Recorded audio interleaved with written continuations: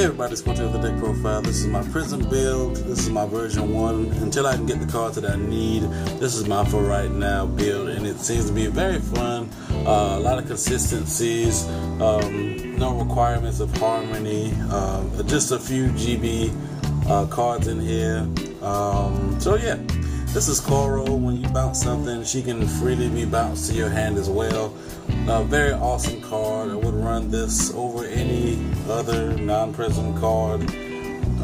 Even the Akari one that requires Harmony and GB1, because Coral doesn't stay on the field. She immediately is like, oh, somebody's destroying the field. Well, go ahead and bounce, old girl, and I'll come right with you too. So yeah, this is why I run her. So zeros, running 4 non-Prism crit triggers and 4 regular Prism crit triggers. Sometimes you would need to counterblast a Prism card, and I want as many Prism units as possible. So that means 4 Prism draw triggers and 4 Prism heal triggers. Run the draw trigger over an extra set of crits again because it's a Prism and it gets cards to my hand. I don't run the stride enabler in this, so I could definitely use a 3 to go ahead and pitch, or get a 3 to hand if I'm facing Mega Colony. So yeah, and of course 4 heal triggers to live. So grade 1s. I'm running 4 PG, regular PGs, 1 white, 3 black.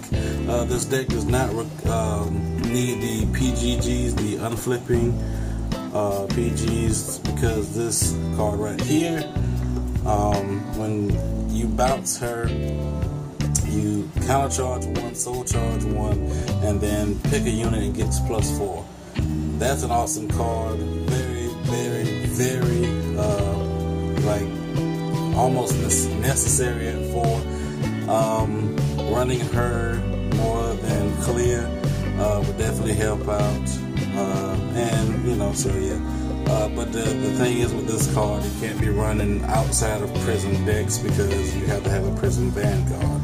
That's the main thing. So 3 stride enablers, limit break enablers, because I don't have stride enablers. I run this because it gives me that early advantage of running, if I have Labrador in hand and they're at, 1 or 2, if they got Greylocked at 1, or if I, go first. So definitely swinging in for some extra early damage.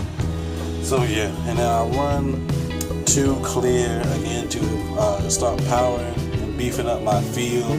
Soul Blast 1 when she's bounced and get a unit +4. Her and Leah go real smooth together, giving something +8 or giving 2 individual units +4. So yeah. So grade 2s, running 4 Prism Promise Princess Celtics, the new one. Gotta run 4 because she has on-hit ability, Vanguard, Rear Guard, counterblast the Prism. When she hits, you pay the cost, bounce the unit, and draw a card. This is pretty much going to be a draw engine if you chose to run straight crits and 4 heals. So, all game pressure card. Your opponent will hate seeing that you get card advantage. And then 4 12k attackers. Again, when you start piling on the extra damage, this is pretty much your beat stick. And then 4 speakers. I like Speaker because she gets extra units to the field when you boost and counterblast anything. You have generation available, and bounce a card and pick a card from hand and call it and give it +3. Can start fixing those non-lethal rolls, and being that most of your grade 3s are 7s, then it'll be a 10k booster, and then behind Lumiere will be a 22k roll, so that's a 15k shield. And again, she starts bringing out some devastating potential within the deck and causing some extra cards to come out and start setting up for next turn. So grade 3s, running 4 Vert. Vert is again a Prism card. That's the main reason I run her. Her break ride skill is when you ride over her, you draw a card, bounce 2 cards from the field to your hand, and your Vanguard gets +10. Not necessary, but again, it is just for right now, because you don't want to run too many non-Prism cards, because Labrador requires a Prism Counterblast to use her bounce effect.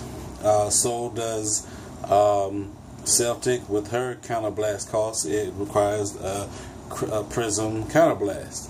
Now, Speaker, you can use those other cards. So, but if you don't know what Labrador does, let's say you got the Limit Break Enabler on the field, and you swing at the Vanguard. You call 3 Prism units from hand, and she gets 10,000 in a crit. So that'll push out the PGs really early. In a way, it almost helps mitigate that I don't have Olivia yet, because I just don't. I haven't looked into any. So that's pretty much her main thing is calling units when she attacks, and they all have to be Prism, and she gets a 10 in the crit.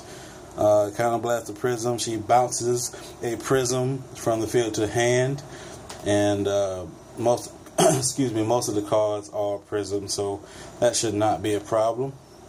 And my strides. Running 2 Simony, her on-hit skill is to bounce a card on the field and then call a card from hand and give it +3. Pretty much like a Speaker, just the on-hit. And then we have 2 Armorous. When she's placed on, when you stride with her and she's placed, you bounce 2.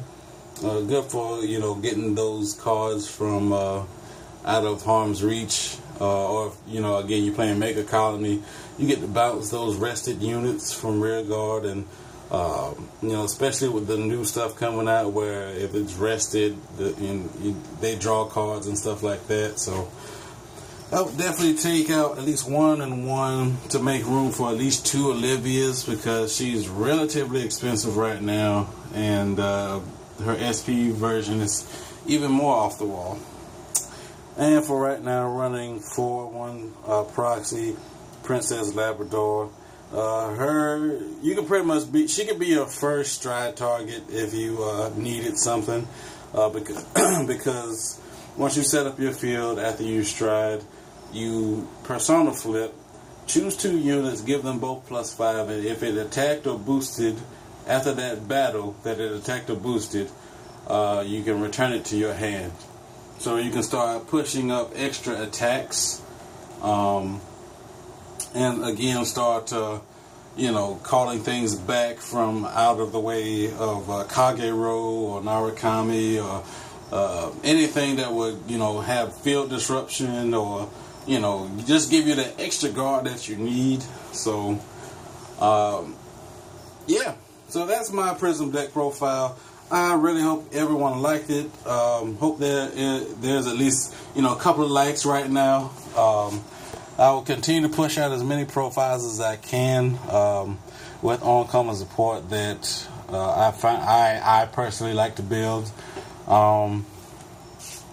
Like, comment, and subscribe. Any questions or comments, suggestions, or swaps that you would make to the deck, go ahead and leave it in the comment section. I'll get back to you ASAP.